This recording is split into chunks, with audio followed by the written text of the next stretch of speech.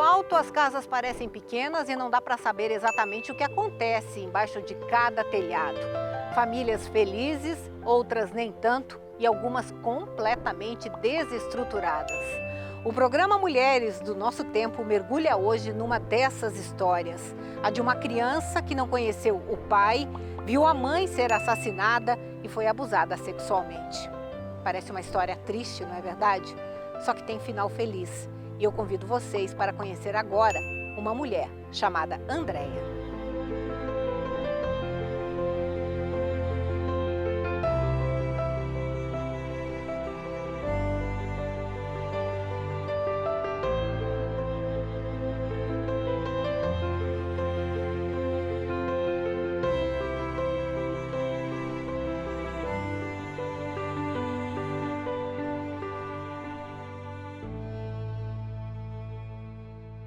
Então, eu venho de uma família, né, de 5 irmãos, uma família totalmente desestruturada, né.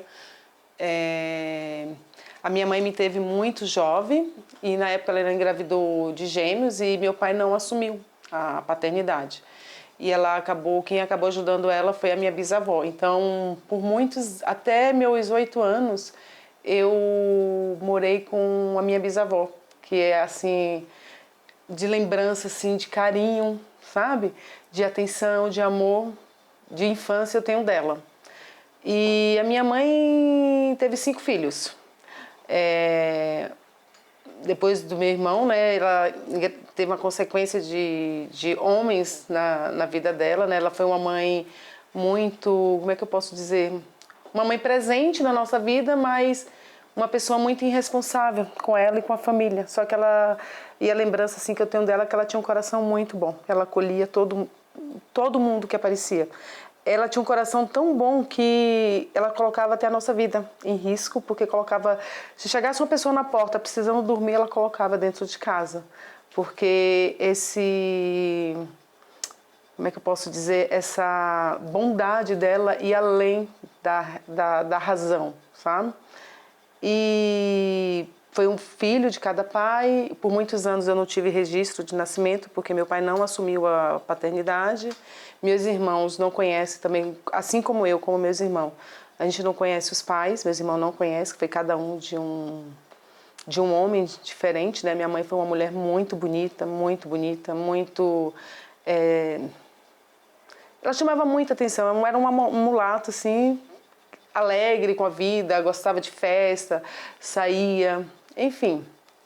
E ela teve vários relacionamentos, né? E o último relacionamento que ela teve foi de um garoto, né? Que eu posso dizer tinha 18 anos. Na época eu tinha 11, a minha irmã tinha 8, o outro tinha 6 e a mais nova tinha 3 aninhos. E meu irmão, que eu sou gêmeas, já morava com a minha tia, que era a irmã dela mais nova.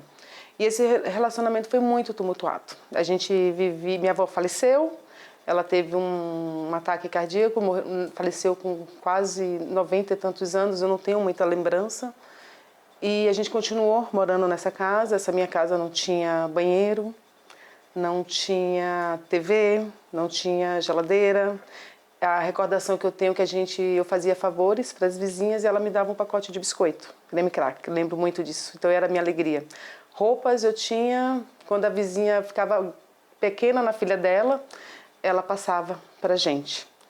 E tinha um posto policial no bairro que a gente morava, em Salvador, que os policiais não comiam marmitex, então na hora do almoço ia eu e meus irmãos ir lá buscar essa marmitex para poder almoçar. Então, assim, praticamente a gente passou muitos anos vivendo de favores e de doações.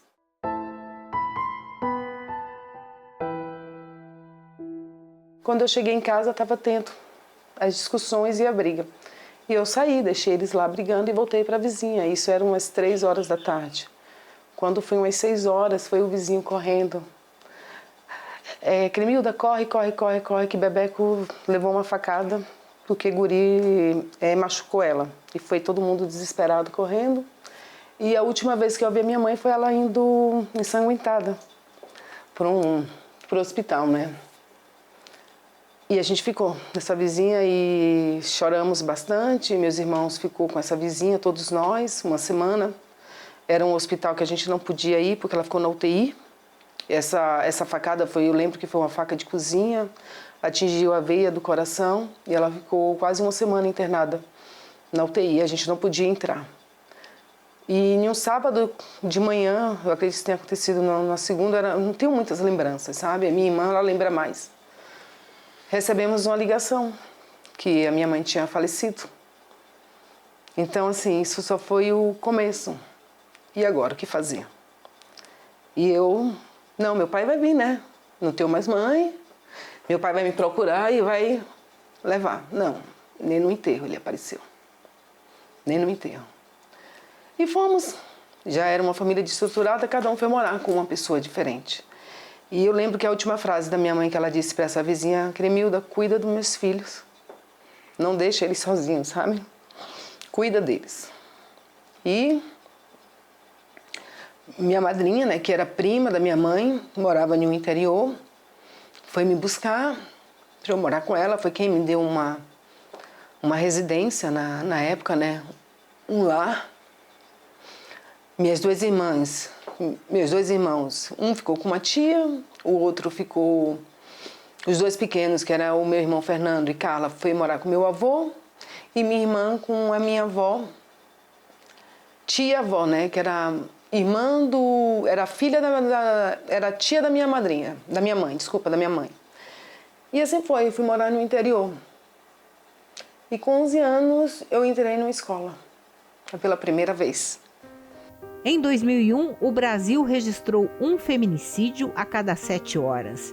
Os estados que apresentaram as maiores taxas de feminicídio foram Tocantins, Acre, Mato Grosso do Sul, Mato Grosso e Piauí. 3 a cada 4 vítimas tinham entre 18 e 44 anos. A maioria era negra e, em geral, o agressor é uma pessoa conhecida.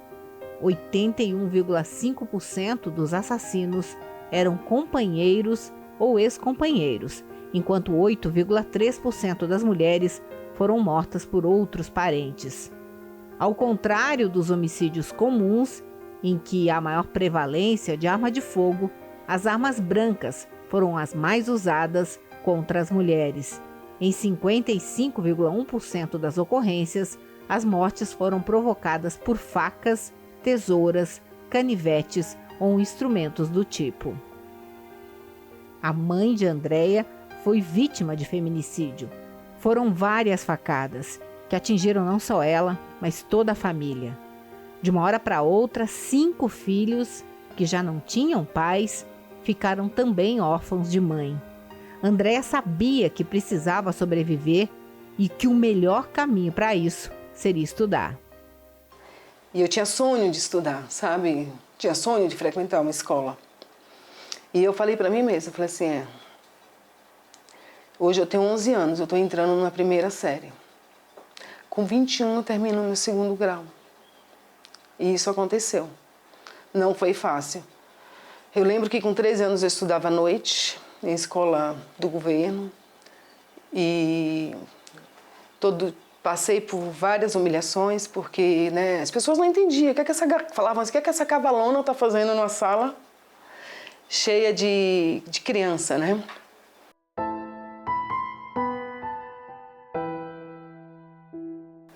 O que me doía era não saber onde meus irmãos, como eles estavam, né? Como eles estavam vivendo. A ausência da minha mãe, né?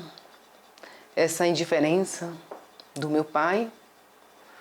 E eu fui enxergando a vida com um olhar diferente, sabe? Sempre procurando onde não existia possibilidade, alternativas para sobreviver. Né? Eu fui uma menina muito retraída, me sentia feia. Quando eu morei com essa minha madrinha, ela me deu um lar.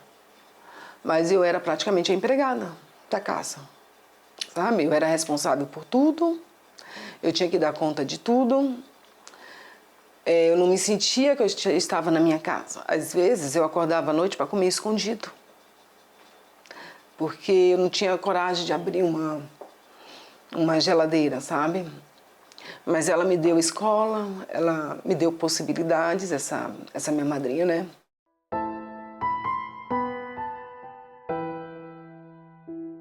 Foi difícil porque assim, foi no momento que eu estava mais fragilizada. E eu era obrigada, né, a tocar nas partes íntimas dessa pessoa. Ela me ameaçava, dizia se eu falasse para alguém o que estava acontecendo, ele ia colocar a faca no meu pescoço, ia me matar e eu ia morrer igual como minha mãe morreu. Ele me dizia que eu era obrigada a fazer aquilo, né? Passar a mão nele, ele me aliciava. E que se eu falasse para alguém, ele ia dizer que ninguém ia acreditar em mim. E que eu ia morrer igual a minha mãe. Que muitas das vezes ele pegou a faca e colocou no meu pescoço. Me obrigava a fazer as coisas. Então, eu para disfarçar esse meu medo, essas coisas, eu comecei a inventar. Que eu via gente, que eu estava vendo assombração, eu não podia tomar um banho porque eu era vigiada, eu não dormia direito porque eu tinha medo de ser tocada, sabe? E isso foi por muitos e muitos anos. Então isso foi muito difícil porque você sai de um meio que já não era saudável e você acha que você vai, né, encontrar e tudo acontece de novo de uma maneira pior, né?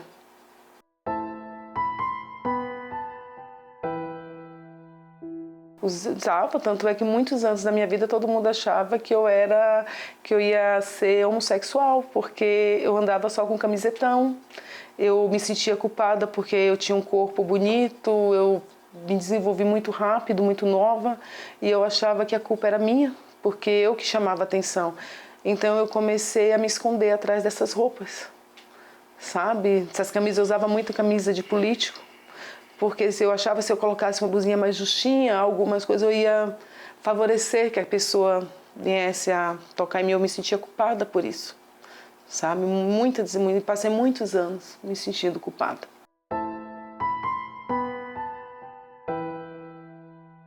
Para ninguém, não contei para ninguém, sofria sozinha, chorava.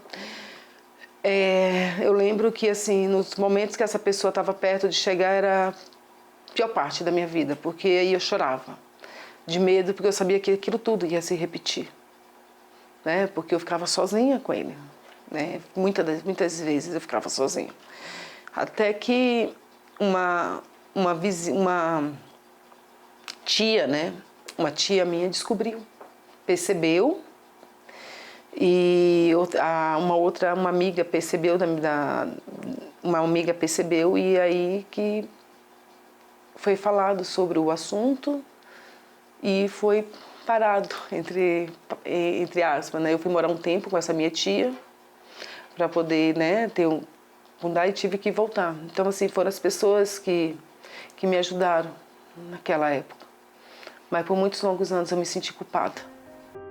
Em 2021, houve um estupro a cada 10 minutos no Brasil. Em média, cerca de 76 crianças e adolescentes são estupradas por dia aqui no país. Em 85,2% dos casos, as vítimas conhecem o autor do abuso e 70% do total dos crimes costumam ser cometidos na própria residência.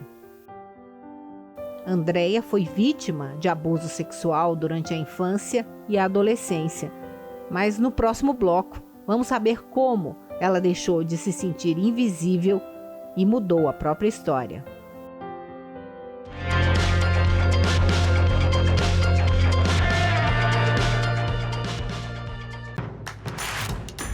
Não perca mais nenhum vídeo da TV Evangelizar. Inscreva-se agora.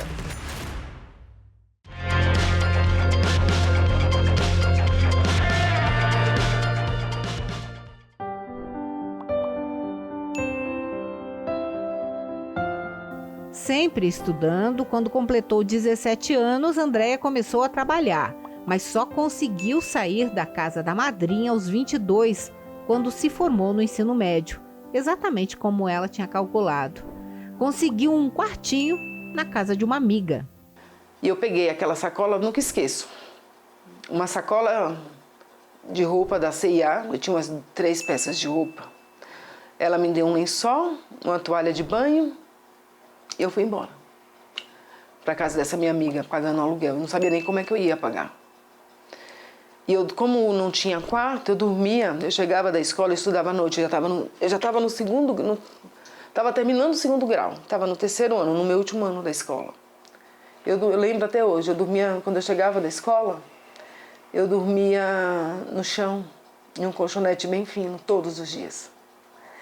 E não tinha o que comer, porque eu não tinha, cada um tinha a sua conta. Eu chegava, bebia água para dormir. E muitas das vezes na escola, lá o baiano tem mania de comer acarajé, né? Então tinha uma baiana que vendia acarajé na escola. Aí eu tinha que ter a opção, ou eu fazia um lanche, ou eu voltava para casa, porque eu tinha que trabalhar no outro dia. E muitas das vezes, eu nunca esqueço, o filho dessa baiana, ele falava assim, olhava para mim e falava assim, você não tem dinheiro hoje, né? E eu falava assim, não tenho. Ele, eu vou te dar uma acarajé. E aí, muitas das vezes ele me dava uma acarajé. Aí eu chegava, tomava água e ia dormir. Acordava de manhã, me alimentava no banco, porque eu era telefonista do banco, uma empresa terceirizada. Chegava no banco, o banco tinha café com leite, tinha Nescau, e é ali que eu tomava meu café da manhã. Aí arranjei outro emprego, né? Fui achando ajudas. É assim, né? Quando a gente está no fundo do poço, a gente acha que não tem saída. Mas é engraçado que a ajuda vem de onde a gente menos espera, e não é da família. Porque eu lembro que muitos e muitos anos ninguém fazia uma ligação para saber se eu precisava de alguma coisa. E eu também não ligava, porque eu falava assim, ela já está sofrendo. Eu vou ligar para falar o quê? Eu sei que ela não tem como me ajudar. Trabalhava em 2 lugares que não valia por um. Pegava no banco às 7, saía do banco, ia para um outro, tudo, ficava mais de 12 horas de um telefone. Ia para outro banco, ia para outra empresa, trabalhava numa concessionária de carro, saía de lá, ia para a escola. E assim foi. E eu tinha um sonho de fazer a faculdade. Só que a faculdade naquela época não era tão fácil como é hoje, né? E comecei a fazer consegui uma bolsa em um cursinho, fui até um cursinho, pedi uma bolsa, a moça disse assim, não, você pode estudar aqui, não paguei nada. Essa pessoa, eu não lembro o nome dela, mas eu lembro a fisionomia. Isso eu já tinha terminado, né, o 2º grau. E eu falei assim, não, agora o 2º passo eu tenho que fazer uma faculdade. Aí consegui essa bolsa, fiz esse cursinho e passei na faculdade de administração. Só que nesse meio tempo, veio, né, os amigos, as pessoas, aí mudei de emprego, aí eu tive um colega no banco, eu era telefonista, e ele falava assim, você tem que sair daí, você tem muito potencial para ficar atrás de um telefone. Eu falava assim, imagina, Márcia, eu não vou conseguir vender isso. Ele disse, não, olha aqui quanto é que eu ganho um mês, olha isso. Você tem potencial, vamos para a Previdência. Aí que era a Previdência do Bradesco. Aí eu falei assim, não dá, como é que eu vou largar 2 empregos que eu tenho? Eu não tenho quem me sustente, eu tenho que pagar aluguel, eu tenho uma vida... Ele disse, por isso mesmo. E eu tomei coragem. E larguei os 2 empregos.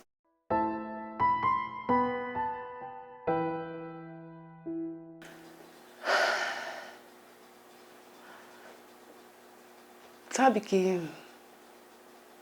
Eu acho que eu não senti tanta fome, assim. Eu não tinha... Eu senti fome, mas eu tinha o mínimo. Era um café, era um biscoito, era uma água. E... o que é que vem? Vazio. Sabe? Necessidade de comer um biscoito recheado, de comer uma comida de... Meu sonho era chegar, quando eu morava sozinha com essa minha amiga, era chegar e ter uma sopa para eu tomar, ter um café. E eu sabia que eu ia chegar, ou eu ia tomar água, eu ia tomar... Meu café era Nescau não, café solúvel, uma lata de leite e biscoito. Comia aquele 3 biscoitos, porque tinha que comer contado, porque senão não dava, né? E ia dormir. E eu gostaria de chegar a ter uma sopa, ter uma cama quentinha, Então fica esse vazio, essa ausência de amor, de referência de família, de um lar, de carinho. É o que tem.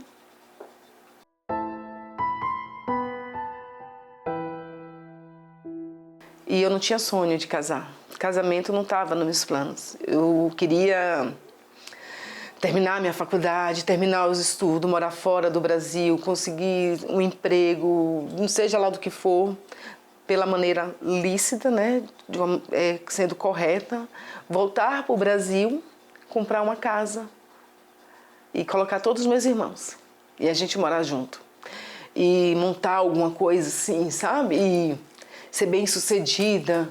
Casamento, não. Casamento, filhos, não sonhei com isso.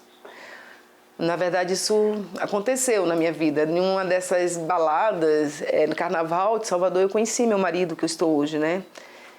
E ele insistiu muito, né? Ele persistiu muito pra gente ficar junto. Porque eu tinha, né, uma referência muito negativa de família, né? De homem, de tudo. Então, assim, pra mim, os homens eram descartáveis, sabe? Apesar de eu ser uma pessoa, ter sido muito responsável com aquilo que eu queria, com foco nos meus objetivos, mas eu não me deixava levar por qualquer coisa. Eu não era uma pessoa iludida. Até que um dia, no Carnaval de Salvador, em meio a uma multidão, Andréia conheceu o Ailton. Ela na pista e ele no camarote. Os olhares se cruzaram e pronto, começaram a namorar. Só que a uma distância de 800 quilômetros. Ailton morava em Recife. O romance foi ficando sério até chegar o dia da Andréia conhecer a família do homem que viria a ser seu marido. E fui conhecer a família dele no ano seguinte, né? Já estava alguns meses junto e eu fui passar o ano novo. Eu falei assim, não, você vai conhecer a minha família. E até então, assim, eu não queria nada sério. Então, quando eu cheguei na casa do irmão dele, até aqui em Curitiba, e a primeira vez, assim, que eu viajei para fora do Nordeste, né? Que eu olhei para a família dele, que eu vi a maneira como ele tratava a mãe, o carinho que ele tinha pelo pai, o carinho que ele tinha pelos sobrinhos, pelos irmãos, eu falei assim, é esse homem que eu quero para minha vida. Né? É essa família que eu quero construir. E aí foi caindo, sabe, a ficha. Eu falei assim, bom, eu queria um caminho, Deus falou assim, não, é isso aqui que eu quero para você, eu quero te dar aquilo que você nunca teve, que é uma família, né? E aí eu fui me apaixonando de verdade por ele, sabe? Até então eu tava... Não é que eu não gostava, eu gostava dele, ele era uma pessoa que me fazia bem, me fazia feliz, me fazia sorrir. Eu era uma mulher muito independente, apesar das dificuldades. Eu nunca dependi de homem nenhum, nunca dependi de ninguém, sempre batalhei, sempre corri atrás. E eu falei assim, não, é ele que eu quero, sabe? E aí a gente foi ficando sério. Só que eu falei o seguinte para ele, assim, olha... E ele queria noivar, queria casar, queria que eu fosse largar a faculdade, fosse morar em Recife com ele, que eu fosse transferir o curso. Eu falei assim, não vou fazer nada disso. Se a gente tiver que dar certo, eu vou terminar minha faculdade aonde eu comecei, que é aqui em Salvador. E depois que eu terminar a faculdade, eu vou morar com você. E ficamos namorando 3 anos e meio à distância. Depois de formada, Andréia foi morar em Recife com o Ailton. E nessa altura, já tinha carro próprio, emprego no banco, casa. Até que os dois se mudaram para Curitiba. Quando essa nossa mudança de Recife para Curitiba, eu já estava planejando em ser mãe, eu já estava fazendo 30 anos. E aí eu tive que abortar esse sonho, né? Porque como é que a gente ia mudar para um estado, recomeçando, com uma gravidez, eu mudando de emprego, ele saindo de uma empresa com uma segurança financeira e começando do zero, né? Não tinha como. Então, assim, eu deixei de lado o sonho de ser mãe e viemos morar aqui.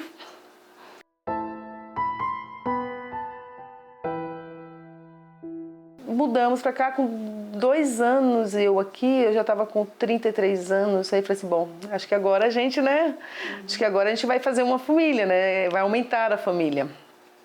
E a filha que eu tinha era a Heloísa, que é a filha dele, que hoje mora com a gente, que vinha todas as férias passar comigo.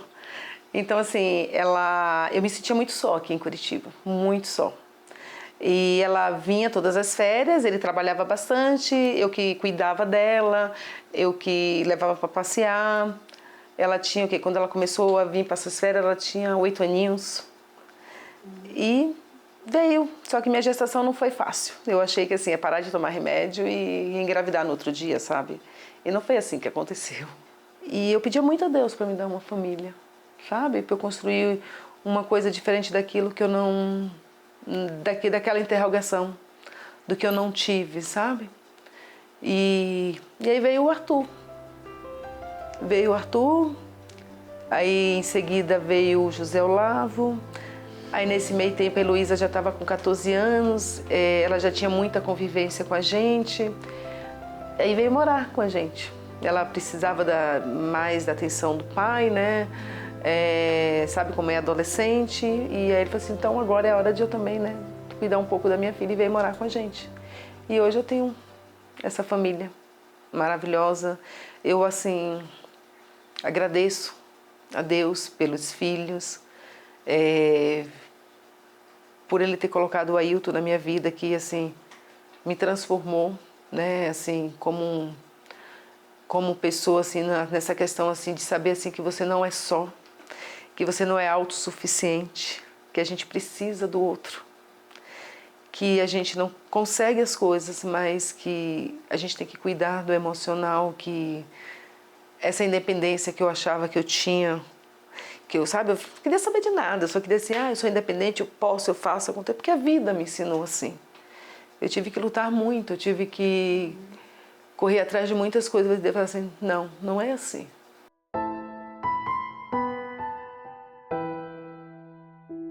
Não sei de onde eu tirei forças assim para passar por tantas coisas, mas a força está dentro da gente. Todo mundo tem essa força. Basta querer. E assim, quando você quer de verdade, lá no fundo, você não é desamparado. Você sempre encontra alguém para te ajudar. E eu não falo em questão financeira. É uma palavra, é um amigo de um amigo que indica. Você não é desamparado. Você tem pessoas que, de certa forma, vão te ajudar. E eu tive isso na minha vida. Eu tinha tudo para ser uma drogada, me encher de filhos, ter o mesmo destino da minha mãe, ser uma prostituta.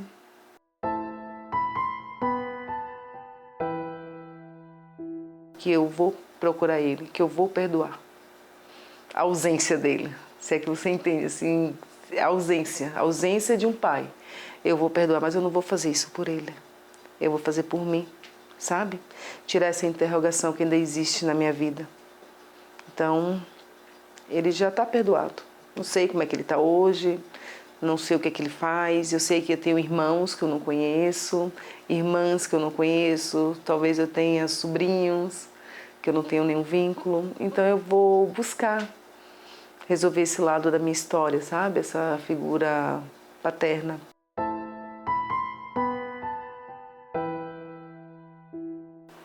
O perdão é importante porque assim, quando você perdoa alguém, você não está perdoando só aquela pessoa, você está tirando aquele peso de dentro de você, sabe? Você fica leve. E se eu não tivesse perdoado há muitos anos, eu seria uma pessoa amargurada. Eu ia culpar a vida, todo mundo, pelo que aconteceu. Não. Sabe? Eu vivo em paz. Eu agradeço a Deus. Às vezes, nas minhas orações, eu falo que eu não sou tão digna de tanta bênção na minha vida. E, assim, nunca quis ser mãe, né? Nunca quis ser do lar. E hoje é a posição. E eu adoro. Eu adoro, assim, fazer uma comida para o meu filho. Adoro quando ele chega da escola e fala assim, mãe, dá um abraço. Muito obrigada, mãe, por essa comida que você fez.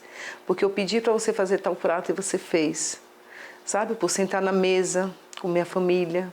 tomar um café da manhã, da gente chegar um final de semana, sentar todos juntos, que a gente tem essa rotina, sabe? E meu marido é muito família, muito família.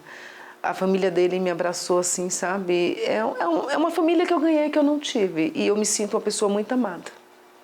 Você não pode desistir dos seus sonhos, sabe? É uma frase antiga, né? O céu é o limite, e realmente é. A gente ouve tantas histórias, né? E uma coisa que eu levo comigo, você pode ser o que for. Nunca esqueça o quintal da sua casa. Então, assim, nunca esqueça a sua essência. Nunca esqueça da sua história, tá? Isso é o que para mim hoje vale.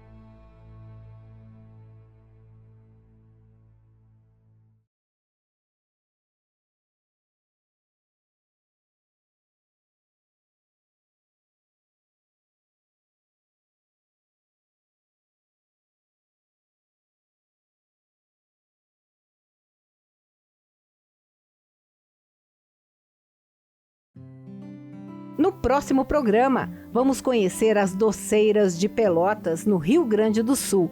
É pelas mãos delas que a tradição, que veio lá do final do século XIX, se mantém até hoje.